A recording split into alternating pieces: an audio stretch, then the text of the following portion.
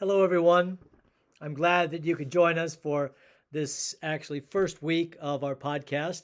I appreciate you paying attention to the introduction because some of you have already done your homework and talked to me about the life marathon challenge that you have given yourself in this Olympic year.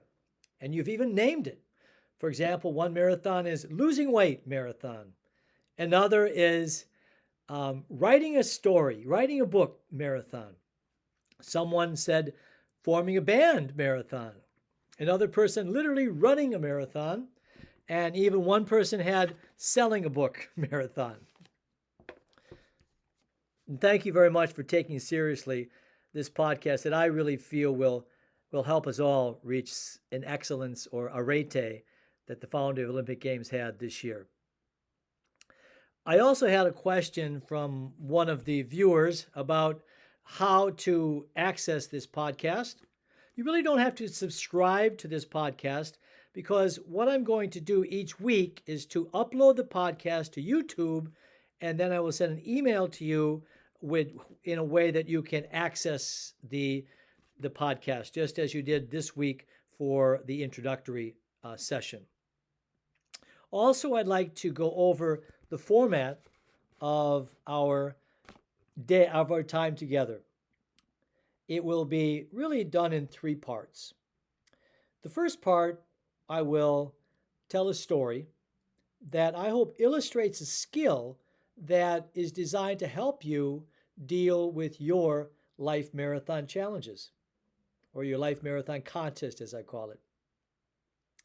After that, I will try to examine the skill in a way that you can use in your own life marathon, which leads to the third part and create a smile of satisfaction on your face as you face the difficulties in front of you. So let's get to today's contest, today's challenge. It is, if you look at the first chapter of the book, is adventuring through adversity. To understand the contest, I want to talk a little bit about adventuring and a little bit about adversity. As I write in the book, an adventure literally is the thing that is about to happen. And by the word, that word happen is where they get the word happiness. So a marathon adventure, I suggest, in terms of success, is to see the thing that is about to happen in a way that brings you happiness. Or, as I write in the book, at the very beginning, in the first page, it says, a thriving adventurer, which I hope we're all going to become, has the ability to see the thing that is about to happen in a way that builds an anticipation, which makes you glad to be a part of something larger than yourself, which leads to the definition of happiness that Viktor Frankl says, the great writer of The Search for Meaning. He says, happiness is a personal dedication to a cause greater than yourself. When you have that sense of it, adventuring, it happens. Now, the problem is adversity. And I would suggest that adversity is the thing that happens which prevents you from finding that happiness. So the contest of adventuring through adversity is this. And I use the word through with its double meaning. So what you challenge for you and for us today is to be able to find the spirit of venturing through adversity, find a way to get through adversity in a way that you grow through. The second through is you grow because of the adversity. It's a paradox. How does that happen? Well, this leads us to a story of someone that I had the privilege of being with, and the story is in the first chapter, a man named Mr. Russell Shanefield. Now, when I was going for my Olympic trials marathon, one of the things I had to do was get a job. So I ended up being his caretaker. But he took care of my mind. I took care of his body while I have to lift him up to the chair many times. He faced many, many adversities, physical adversity, but the one I want to talk about today in this story is the adversity of death. His wife had died. They were married 50 years. And Mr. Shainfeld had the ability to face any difficulty that confronted him. And he dealt with things in many ways, but this time, sometimes with a sense of humor. For example, one time a neighbor came by, and the neighbor, I was sitting next to Mr. Shainfeld, and the neighbor was very young and peppy and had a lifelong friend of Mr. Shainfeld, but because I could answer quickly, they talked to me and not to Mr. Shainfeld. The friend had left, was gone about a minute or so, and Mr. Shainfeld turned to me and he said, "You know, Bill, healthy people sure can be cocky." He dealt that with humor. But this time, he faced adversity with great wisdom. And I want to suggest he had the skill of adventuring eyes. And the title of this story, the name of this story is Adventuring Eyes Look Forward. So Mr. Shainfeld sat looking straight ahead, thinking about his wife of 50 years who was now gone. There was a lot of silence in that moment. But then a tear welled up, came out of his eye and down his cheek. He said, "You know, Bill, I never realized how final death really is." And he told a story. He said, "When I was young and I chose Margaret as my wife, I had a few other options. But in Margaret, I saw goodness, and I went with goodness. I'm glad I did. I have no regrets." Now that's an example of what I call an adventuring eye in the face of adversity. And the quality that I want to talk about today, the skill that I want to talk about today, is the skill of focus, the ability to focus on what's important and to concentrate in a difficult time on what's important. Somehow Mr. Shainfeld was able to look at the most difficult adversity in the world, not only go through it, but also grow through it, grow because of that. And I admire his ability to do that. And to this day, I think of that story and his ability to face things head on and to look forward. And that's the skill I want you to challenge yourself with this week. Each week I'll give what I call training tips because you're training for your own life marathon. And so I want to give a few tips based on little facets that Mr. Shainfeld was able to do, little techniques that he developed that helped him to look forward through adversity, even though his body was really struggling. One thing was the ability to focus your mind on an idea that was important. Almost every day, he would read an article, an essay in the newspaper, concentrate on it, and give it to me.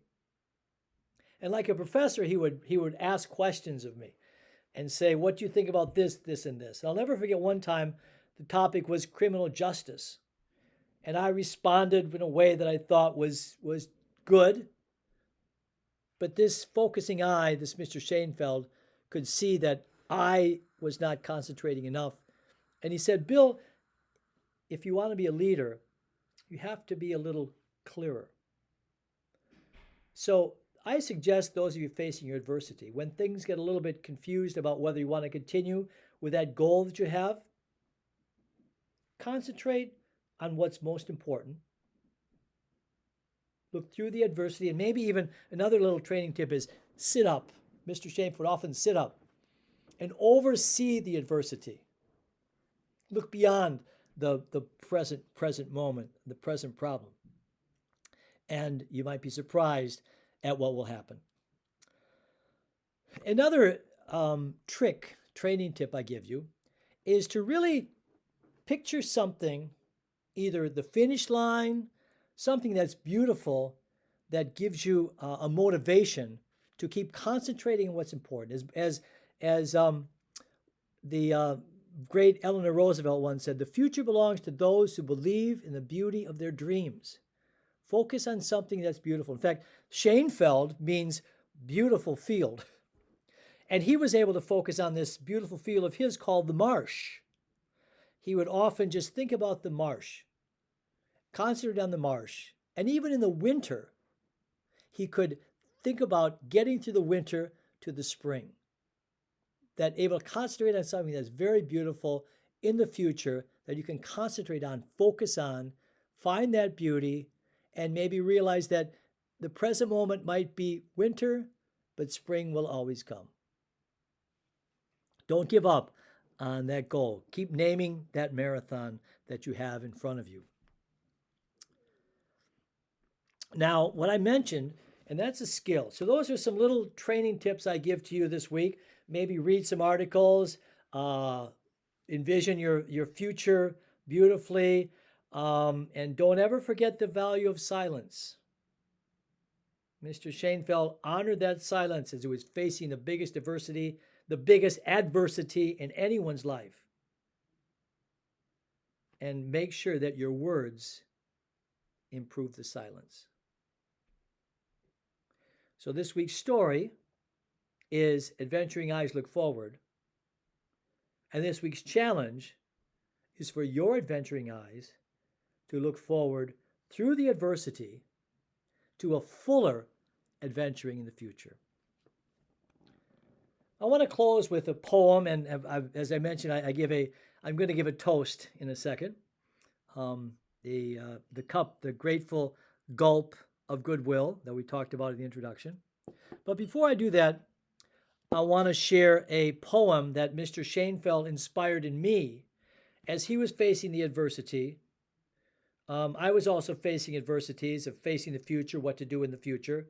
And that's one of the points of the marathon training I want to talk about. And in fact, this year's Olympics, for the first time ever, the motto is faster, higher, stronger, dash, together.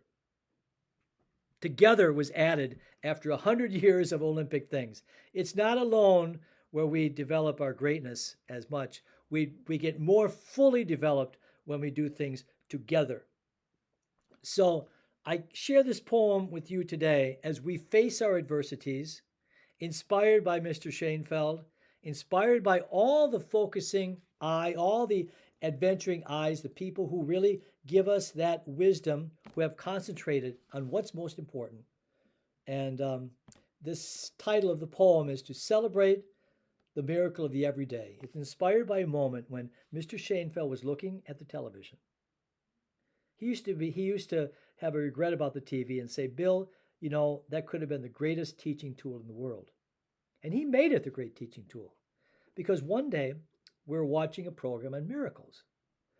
Now, in the program on TV, people who couldn't walk were suddenly walking miraculously, and people couldn't see could now see. Mr. Schoenfeld knew that he probably wouldn't be doing a running marathon anytime soon. But during one of the commercials, he looked at me with those adventuring eyes, concentrating and focus, hoping I would understand the motivating truth of his words. And he said, Bill, the real miracle is living a decent life. So I wrote these words. Moses in the desert and Christ on the stormy sea. Strangely reminiscent of what faces you and me. The miracle we wait for is happening each day, and we get closer to the truth in some mysterious way. But God is asking us to listen and believe in what we hear, calling us to witness and put love over our fear. As we look ahead to adversity and contemplate our strife, let's remember that the real miracle is living a decent life. So raise your glasses and prepare to take the grateful gulp of goodwill. What I'm doing is I'm pouring a malt into the cup this week because Mr. Shainfeld used to often, in the middle of the afternoon, say, "Bill, let's have a malt." And the malt became the cup of kindness, not just a nice deed, but kindness also means kindredness. That cup brought us closer together in those afternoons when we faced adversity. So I'm going to ask you a question. In the book, there are questions at the end of every chapter that I'm really grateful that many of you have taken seriously. And the questions really force us to slow down and to contemplate this goal ahead of us. So I want you to slow down and contemplate your marathon. And we're at the first mile, adventuring through adversity. And I want you to ask this question. Based on the words of Bobby Kennedy and George Bernard Shaw, who said, some people see things as they are and ask why. I dream things that are not and ask, why not? So that's the question this week of why not look forward with adventuring eyes to the future and be more fully focused, more fully decent and good, and more fully seasoned together. So, salud to health, l'chaim to life, and cheers to the best of the thriving you.